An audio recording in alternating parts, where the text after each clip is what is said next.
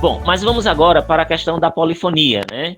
Que é a parte mais gostosa da teoria, por isso que eu escolhi ela. A gente permite a gente a enxergar aspectos da significação e da enunciação, funcionando argumentativamente. A teoria da argumentação na língua, ela descreve diferentes elementos linguísticos e como esses elementos eles funcionam argumentativamente nos discursos e nos enunciados.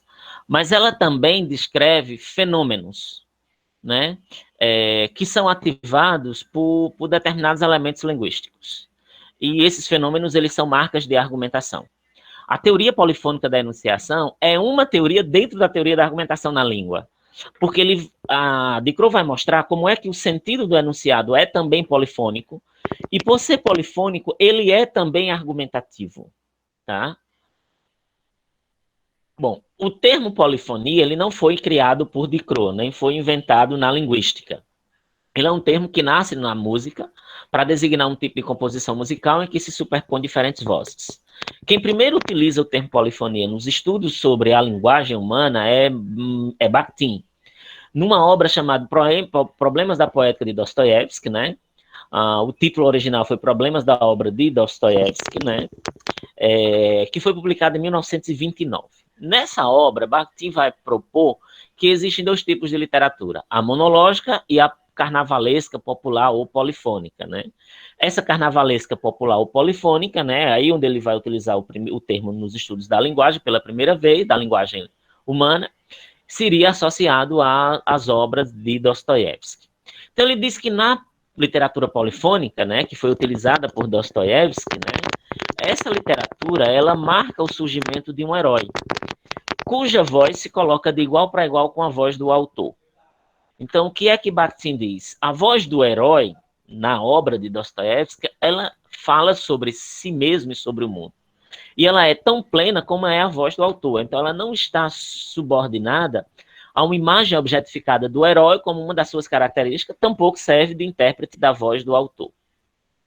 Então, ele diz que na literatura polifônica o personagem apresenta a si mesmo, é um agente do discurso autêntico, não é um objeto mudo do discurso do autor, né? Então, ele diz que em Dostoiévski, o personagem, o autor, ele não fala do personagem, mas ele fala com ele. E aí tem um constante diálogo na obra, né? Ele diz que na literatura dogmática, nessa literatura mais ocidental, tradicional, a personagem ela é definida pelo autor, ela é fechada, ela é ponto de vista do autor. E aí, na obra de Dostoiévski, aí estaria a sua genialidade, isso não ocorre, né? Nessa literatura tradicional, né, o personagem ela é definido pelo autor, mas exatamente por ser um porta-voz do seu ponto de vista. Ele é criado como um ponto de vista. Né? E aí essa personagem se constrói no mundo do autor, é objetivo em relação à consciência do personagem, a construção de mundos, os pontos de vista e as definições. Então, pressupõe uma sólida posição exterior, um campo estável, né, de visão do autor. O autor cria a personagem fechada, acabada, diferentemente de Dostoiévski, em que isso não ocorre, porque em Dostoiévski o personagem ele vai se construindo, e chega um momento, por exemplo, se alguém aqui já leu o Crime e Castigo, chega um momento em que os personagens, eles nos surpreendem exatamente porque ele começa num diálogo e se constituir completamente diferente daquilo que a gente criou enquanto expectativa, né, e daquilo que o próprio narrador apresentou para a gente, né? E aí é importante diferenciar o conceito de dialogismo do conceito de polifonia, que são dois conceitos que estão em Bakhtin. Dialogismo é algo que está relacionado à natureza da linguagem. A linguagem é por natureza dialógica, segundo Bakhtin. Né? E isso não é conceito de polifonia. Porque para Bakhtin existem dois tipos de literatura, uma polifônica e uma não polifônica. Então, para Bakhtin, nem tudo é polifonia.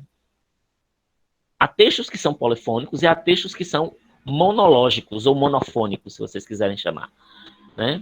Então, e isso independe do dialogismo da linguagem. A linguagem ela é por natureza dialógica porque ela só existe na relação do eu com tu, né? Ou seja, a partir da relação que se estabelece do homem, né, entre os homens. Né? Ela se constitui nessa relação dialógica. Né? E isso não é conceito de polifonia. Tá? Então, para Bakhtin, nem todo enunciado, nem todo discurso é polifônico. Tá?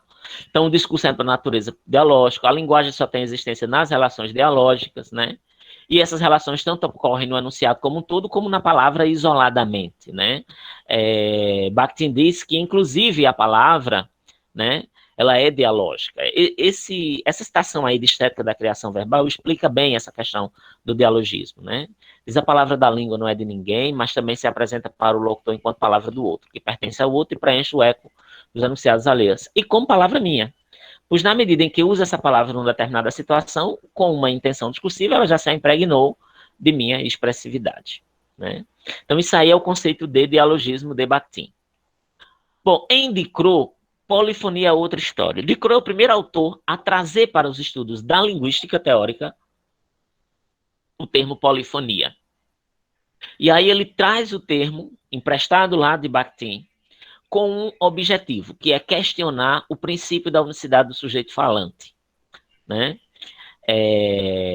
Exatamente para postular que o enunciado, né, que é a manifestação particular ou a ocorrência técnica de uma frase, ele pode ser perpassado por mais de uma voz. Bom, ele diz que o autor do enunciado não se expressa nunca diretamente, mas põe em cena, no mesmo enunciado, um certo número de personagens linguísticos. E aí, se a gente olhar para a língua, a gente vai encontrar diferentes fenômenos e recursos que permitem a construção dos discursos polifônicos. Por exemplo, o fenômeno da pressuposição linguística, o fenômeno da paráfrase, da negação, do discurso relatado, né? Todos esses fenômenos, eles são marcas de que o sentido dos enunciados, eles são polifônicos. E que o enunciado, ele é constituído por personagens linguísticos. E aí os personagens linguísticos são aqueles que estão ali, presentes no enunciado, que a gente consegue identificar no enunciado, e não que estão fora do enunciado. Tá? Bom, vamos entender primeiro essa questão da unicidade do sujeito falando, para depois a gente ver como é que Ducrot destrói esse princípio. O que é o princípio da unicidade do sujeito falante, que está em várias teorias linguísticas, né, subjacentes, é de que em cada enunciado, né, tem uma pessoa que fala. E essa pessoa que fala, ela tem três propriedades. Primeiro, ela é dotada de uma atividade psicofisiológica que foi necessária para que o enunciado seja produzido. Ou seja, a capacidade de produzir sons ou de construir um discurso, né? Então, ele tem um aparelho fonético, fonológico, ele tem, ou então tem dedos, tem mão, tem fisionomia, né? Que permite que ele produza um determinado enunciado, né? A gente pensando aí na língua verbal, na língua de sinais, por exemplo. Ele é o autor, ele é o responsável pelos atos de fala presentes naquele enunciado. É a esse, a pessoa que produziu, que eu vou dar a responsabilidade pela ordem, pela pergunta, pela asserção, pela negação, enfim. E é esse mesmo ser que é marcado no enunciado pelo pronome eu e pelos outros elementos deíticos de primeira pessoa, né? O eu aqui, o agora, que está lá nos estudos da pragmática. Bom, esse princípio está presente em várias teorias linguísticas, inclusive nas teorias de discurso, de análise de discurso. Então, considera-se como óbvio que este ser designado por eu é ao mesmo tempo que produz o enunciado e também aquele cujo enunciado expressa as promessas, as asserções, etc. Tá? E aí, Ducrot começa a analisar determinados enunciados de língua para mostrar que nem sempre as coisas funcionam desse jeito. Por exemplo, um discurso relatado em enunciado do tipo: eu escutei quando Paulo disse eu irei amanhã às 2h. Aí nós temos dois eus, que não coincidem com o mesmo sujeito. O primeiro eu é do sujeito que produziu esse enunciado como um todo. Eu escutei quando Paulo disse eu irei amanhã às 2h. E o segundo eu é apenas responsável ou relacionado com o elemento que produziu o segmento que está entre aspas, né, que é o discurso relatado. E aí, o que é que nós temos aí? Nós temos aí um caso de dupla enunciação. A enunciação que recupera outra enunciação. Que tem dois locutores diferentes, um locutor subordinado a outro locutor. E aí nós não temos um só responsável, nós temos um responsável maior, por enunciado como todo, e um responsável menor, que lhe foi atribuído pelo primeiro responsável, cuja responsabilidade se dá apenas no segmento que está entre aspas. E aí ele diz, eu não posso dizer que o eu se refere ao sujeito responsável pelo discurso como um todo, porque eu posso ter mais de um eu remetendo a sujeitos diferentes no mesmo enunciado. E esse segundo eu não foi o sujeito que produziu essa enunciação, mas é um sujeito de uma outra enunciação que foi recuperada dentro dessa. Só aí já é suficiente para derrubar aquele princípio da unicidade do sujeito falante. Mas ele vai mais adiante. Ele diz, olha, é muito comum a gente receber, quem tem filhos em escola, textos do tipo, eu, fulano de tal, autorizo meu filho a fazer tal coisa. E aí o sujeito vai lá, assina e devolve o documento para a escola. Esse eu, ele se refere ao sujeito que está assinando o documento e que é, portanto, o responsável. E ele é responsável linguisticamente pelo que está posto, mas ele também é responsável, se a gente pensar, se a gente ampliar um pouco mais, socialmente. É a ele que eu vou imputar qualquer responsabilidade, inclusive jurídica, né, se ocorrer alguma coisa com o filho. Mas esse eu não é o autor do texto, ele não é o que produz o texto. Esse texto ele pode ter sido produzido pela secretária da escola, pela professora, por qualquer outra pessoa. E aí de Crow traz a primeira coisa para derrubar aquele princípio da teoria do sujeito falante. Locutor, ou seja, aquele que se apresenta como responsável, não é sinônimo de produtor, quem produziu o texto. Esses sujeitos eles não coincidem, né? Porque o responsável pode ser um e o produtor pode ser outro completamente diferente.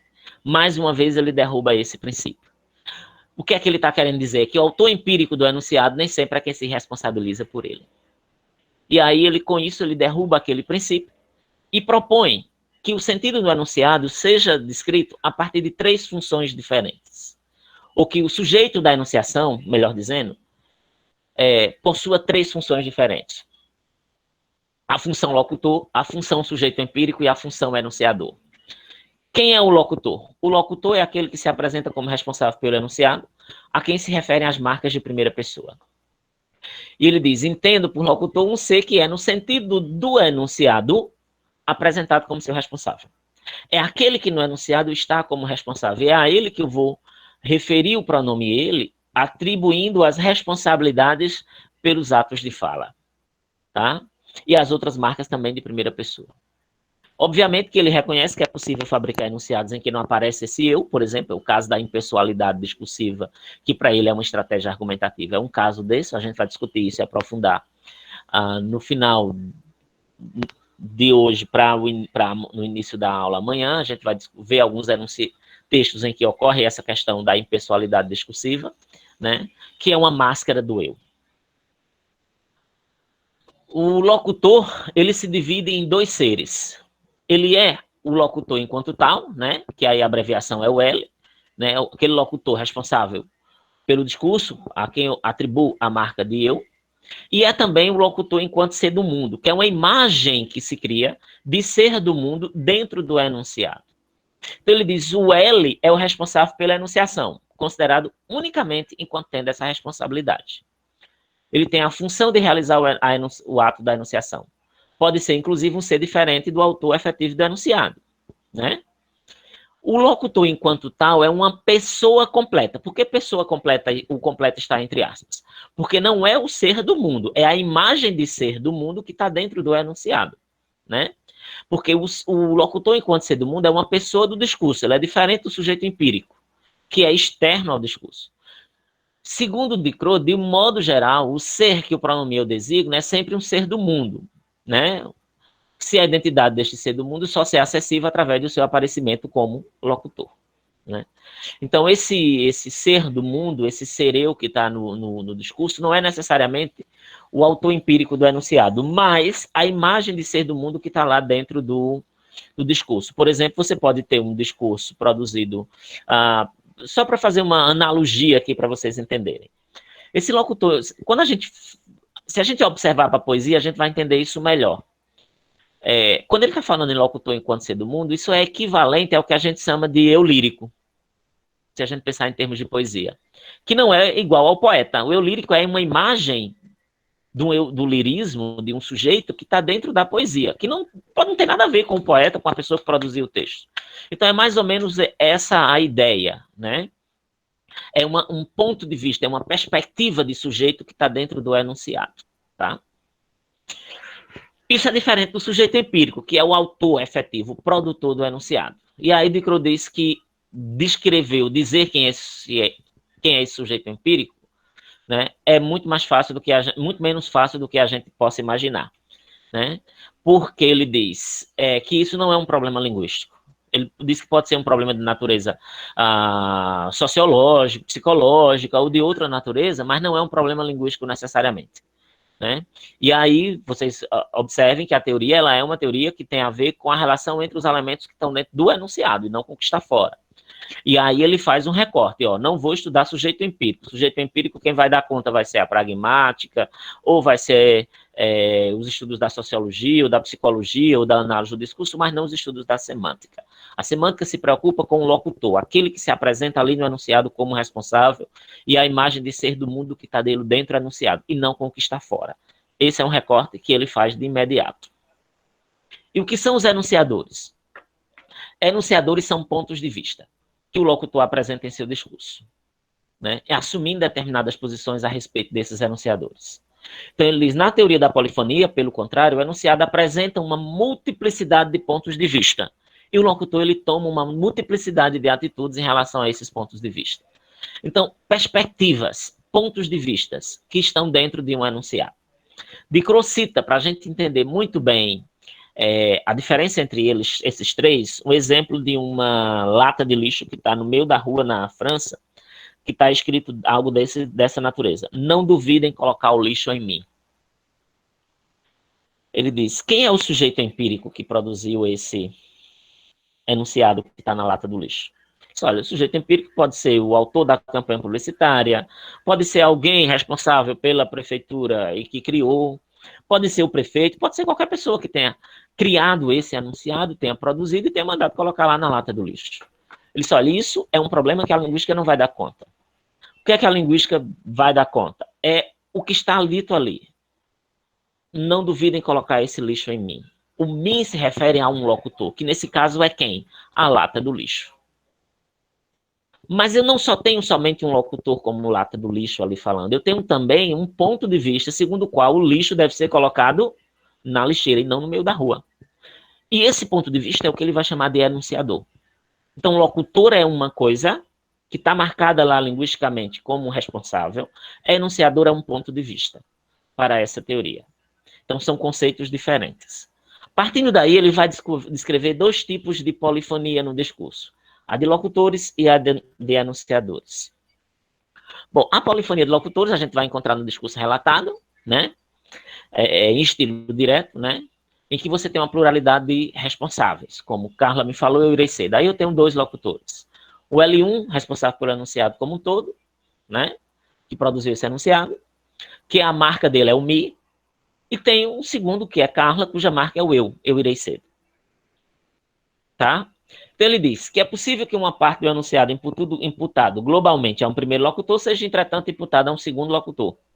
Do mesmo modo que no romance o narrador principal pode inserir no seu relato o relato de um segundo narrador. Bom, aí vocês podem perguntar, e o que é que isso tem a ver com a argumentação? Ora, a utilização de uma voz alheia dentro de um discurso, ele não vem à toa. Ele vem permitindo um determinado direcionamento. Então, descrever a polifonia de locutores é também descrever a argumentação, porque a partir das vozes usadas, eu vou observando como é que vai se construindo aquele discurso em razão de uma determinada ou de determinadas conclusões. Tá? Bom, e aí, feito esse parênteses, voltamos para falar um pouco mais dessa polifonia. A polifonia de locutores, a enunciação, na polifonia de locutores, a enunciação é apresentada como dupla, né? Porque, no próprio sentido do enunciado, eu tenho a enunciação atribuída a dois locutores distintos, que são eventualmente subordinados. Então, a imagem do enunciado é de uma hierarquia de falas, uma troca ou de um diálogo entre locutores. Tá? Então, como exemplo de polifonia de locutores, a gente tem o discurso relatado em estilo direto, as aspas, as citações, uma das formas da argumentação por autoridade, que é o arrazoado por autoridade. Vamos ver alguns delas, tá? Por exemplo, o discurso relatado é muito fácil a gente enxergar, né, que ali é um caso de polifonia, porque você tem as palavras que foram utilizadas pelo autor deste discurso, né, retomando um outro discurso, né?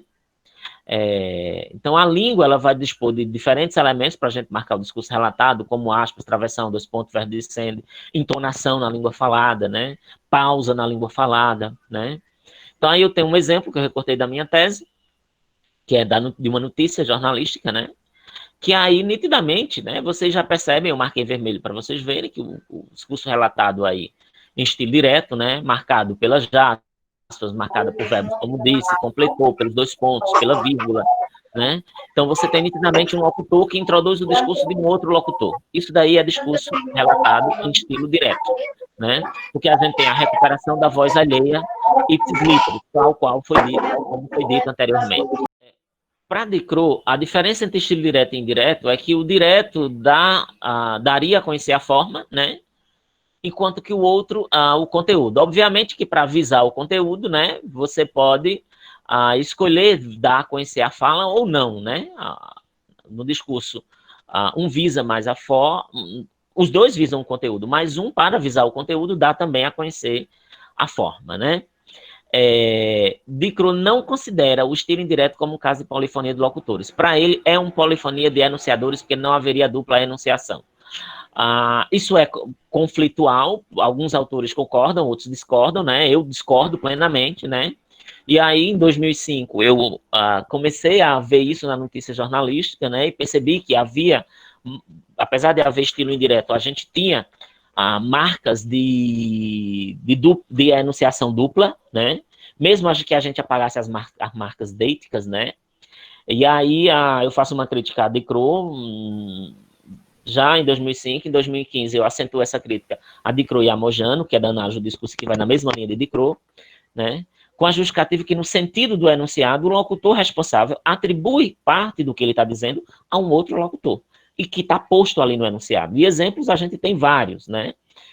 Por exemplo, Carlos me disse que viria amanhã. Apesar de eu não ter a fala de Carlos dita, entre aspas, a responsabilidade sobre viria amanhã, o locutor responsável pelo discurso como um todo atribui isso a Carlos, né? Se não atribui a forma linguística, atribui o conteúdo, né? E aí, atribuindo o conteúdo e tendo um verbo como disse e a marca do nome Carlos, nitidamente eu tenho um outro locutor aí, né? Então aí a gente tem também um eco imitativo, também a gente tem um teatro aí dentro, né? Bom, e aí a gente teria tanto no estilo direto como no estilo indireto polifonia de locutores. A diferença é que num a gente tem as marcas deíticas, no outro a gente não tem. Mas mesmo apagando as marcas deíticas, a gente tem marcas, por exemplo, como os verbos de sende, né? Que permitem a gente perceber como é que se dá essa relação entre um locutor e outro. Tanto no estilo direto como no estilo indireto, né? É muito diferente eu dizer, fulano disse isso, ou fulano falou isso, ou fulano comentou isso, ou fulano julgou isso, ou fulano acusou isso. O verbo dizendo, ele vai indicar um modo, né, uma relação entre os sujeitos, entre os locutores, que está marcado linguisticamente dentro do enunciado. Né? E isso é argumentativo. Né? Isso é o que é mais importante, isso é argumentativo. Então, vejam bem, aí eu tenho 3 exemplos de corpora diferente, para mostrar exatamente isso. Ó. No primeiro, que é do gênero ata, o verbo utilizado pelo locutor responsável pela ata, né, o secretário que escreve a ata, que traz o discurso de um outro sujeito nomeado aí como um secretário, está introduzido pelo verbo avaliar. No segundo caso, que também é do verbo do gênero ata, os verbos utilizados foram salientar e disse esperar. No gênero relatório, a gente tem o verbo sugerir. Ora, no enunciado, você tem um locutor que traz a voz de um outro locutor. Veja que no primeiro caso está em estilo direto, no segundo está em estilo indireto, no terceiro está em estilo indireto, e ainda no estilo indireto, que não é do tipo disse que Y, mas disse e nominalização, né? São estruturas diferentes, né, do estilo, né, direto e indireto, mas em todos eles a gente tem um verbo de sende que indica como o locutor apresenta a voz do outro locutor e, portanto, dá um direcionamento para a leitura do discurso do outro, né? No primeiro caso, eu vou ler ou eu vou avaliar o que está dito, entre aspas, como uma avaliação. No segundo, eu vou avaliar como algo que é importante, porque o verbo utilizado foi salientou, a gente salienta algo que é importante. E, em seguida, como algo que é algo a se esperar, é algo que possa ou não acontecer. A gente tem até uma modalização aí do tipo volitiva, né? E aí, no último, a gente tem uma possibilidade, né? Sugerir algo que pode ou não acontecer. Então, o dizer aí do segundo locutor é introduzido pelo primeiro locutor, linguisticamente, por um elemento que dá um determinado direcionamento discursivo e permite uma determinada orientação na continuidade desses textos. Bom, as aspas, né? E as aspas também eles são um elemento de marca de polifonia de locutores, né? E aí é importante a gente observar que as aspas elas possuem a função tanto de indicar estilo direto, como também elas têm outras funções enunciativas, né? E aí a gente vai beber um pouco, por exemplo, nos estudos da OTA Review, né? Que trabalha com a alteridade marcada e a não marcada, né? A constitutiva e a não constitutiva, né, que ela vai exatamente discutir essa questão do uso das aspas como um elemento que permite o distanciamento enunciativo, que permite o destaque, dependendo da utilização. Então, o fato de permitir o distanciamento implica que um locutor está se colocando à margem ou distante de outro locutor. Então, ela é também uma marca da polifonia de locutores, quando ela gera o distanciamento, tá? Eu tenho um exemplo fantástico que eu trouxe de um corpus relacionado à política, né? Que aí, ó, Ciro respondeu, isso aí foi Ciro numa resposta que ele deu quando ele foi candidato pela primeira vez a presidente, né? E aí ele foi questionado sobre por que é que ele fez parte do grupo do Fernando Henrique Cardoso e depois largou. E aí ele diz, Ciro respondeu que chegaram ao Ministério da Fazenda atendendo o apelo patético de Fernando Henrique Cardoso. Ora, se vocês observarem, está no estilo indireto. A gente poderia até dizer, talvez tenha uma incorporação, né, aí do discurso alheio, né? Mas quando você coloca uma palavra como patético, entre aspas, você diz, olha, a responsabilidade disso é do segundo locutor, eu não assumo essa responsabilidade, é dele, eu não me comprometo. É como se o L1, o locutor responsável pela notícia, que assina essa notícia, estivesse tirando dele a responsabilidade dele, né? E colocando a responsabilidade toda para Ciro enunciativamente. Então, a responsabilidade enunciativa está para o L2 e não para o L1. Né? Então, as aspas é também uma marca de que esse discurso é de um outro locutor e que L1, com relação ao discurso de L2, se mantém à margem, se distancia, não responsabiliza-se por ele. Esse outro também, né, de uma notícia em que ele chama o ouvinte de burro, e aí isso é o sobretítulo da notícia. Observe que o termo burro está entre aspas, né, exatamente em razão disso. Bom, o argumento por autoridade é também uma marca de polifonia. E aí existem dois tipos de argumento por autoridade, o arrazoado e a autoridade polifônica. O arrazoado, esse daqui também é descrito pela retórica, mas a autoridade polifônica é descrita somente pela teoria da semântica argumentativa. O arrazoado por autoridade é um mecanismo em que você tem uma autoridade constitutiva no discurso e essa autoridade é atribuída a um locutor. Para que uma proposição P seja um argumento por autoridade, duas condições têm que ser satisfeitas. Primeiro, que essa proposição, né, que esse conteúdo, né, é ou poderia ser objeto de uma sessão. E segundo, que esse fato, né, valoriza a proposição, reforçando, dando a ele um peso particular, diz de Crow. Ele não inventou nada aqui que não viesse da retórica, até aí, tá? Aí ele diz que no arrazoado por autoridade, o locutor responsável pelo discurso traz para o discurso um outro locutor com o qual se identifica. Né? Aí é a novidade onde ele vai dizer que é o discurso de um locutor trazendo outro locutor e se identificando com ele. Então, L assevera que há uma asserção P por X. Ela é, portanto, a autoridade que traz para o seu discurso como prova do que está asseverando.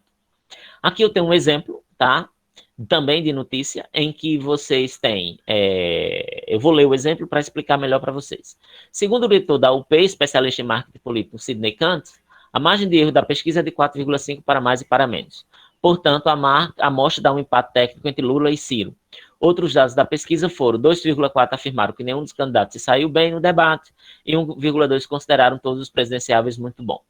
Levando em conta que Serra foi o que mais apoiou dos adversários, até que ele não foi mal na pesquisa. Outro dado é que os paulistanos não demonstraram simpatia por quem partiu para o ataque, como foi o caso de Garotinho, disse Kant e completou. A tática de metralhar todo mundo não agradou. Ora, se vocês observarem, no início da notícia está dito, segundo o diretor da UP, especialista em marketing político, Sidney Kant, esse sujeito aqui, o L2, ele está sendo constituído discursivamente como um diretor de uma agência publicitária e um especialista em marketing político. Portanto, alguém com autoridade para falar sobre pesquisa política. Segundo ele, a margem de erro é de 4,5 para mais ou para menos.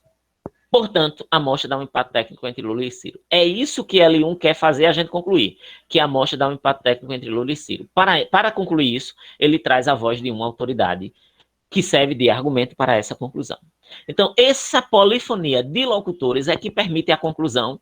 A amostra dá um debate técnico entre Lula e Ciro. Então, a continuidade discursiva de a amostra dá um empate técnico entre Lula e Ciro só é possível aqui a partir de uma autoridade, do discurso de uma autoridade. Então, a gente tem o L2 como prova e, portanto, dando direcionamento argumentativo para a conclusão. A amostra dá um empate técnico entre Lula e Ciro. Nós temos, portanto, aí que o L2 ele dá um peso particular ao enunciado. A amostra dá um empate técnico entre Lula e Ciro.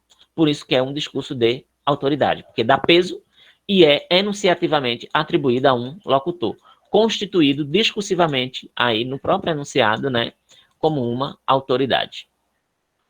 Quando eu estou falando discursivamente, eu não estou falando lá do social, não. Estou falando do que está dito no próprio enunciado, tá?